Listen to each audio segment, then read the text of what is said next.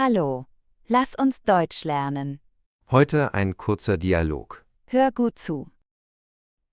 Heute sprechen wir über ein Thema, das viele von uns betrifft: die Lieblingshobbys der Deutschen. Was machst du denn in deiner Freizeit am liebsten? Oh, das ist eine gute Frage. Ich würde sagen, ich bin ein großer Fan von Radfahren. Es ist nicht nur eine gute Möglichkeit, fit zu bleiben, sondern man kann auch die Natur genießen. Und du? Bei mir steht Lesen ganz oben auf der Liste. Es ist so entspannend, in eine andere Welt einzutauchen.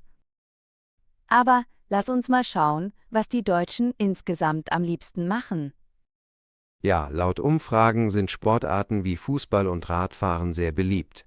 Kein Wunder, bei dem schönen Wetter zieht es viele nach draußen. Stimmt, und gerade Fußball ist ja schon fast eine Religion hierzulande.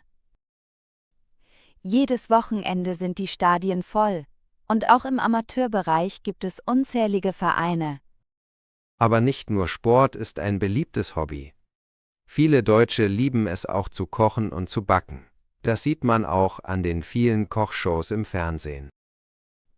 Ja, und dann gibt es natürlich noch das Wandern. Deutschland ist ja bekannt für seine schönen Wanderwege. Egal ob Harz, Alpen oder Schwarzwald, da ist für jeden was dabei. Ich habe gelesen, dass auch Gartenarbeit immer beliebter wird. Viele Menschen finden darin einen Ausgleich zum stressigen Alltag. Absolut. Und es gibt auch viele, die sich der Musik widmen. Ob im Chor singen oder ein Instrument spielen, Musik ist ein tolles Hobby. Da fällt mir ein, dass auch das Reisen ganz oben auf der Liste steht.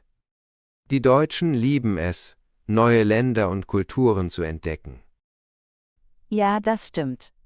Aber lass uns auch die kreativen Hobbys nicht vergessen, wie Malen oder Fotografieren. Viele nutzen ihre Freizeit, um sich künstlerisch auszudrücken. Und was ist mit digitalen Hobbys? Videospiele und Social Media sind ja gerade bei den jüngeren Generationen sehr beliebt. Richtig. Das zeigt, wie vielfältig die Interessen sind. Jeder hat seine eigene Art, sich zu entspannen und Spaß zu haben.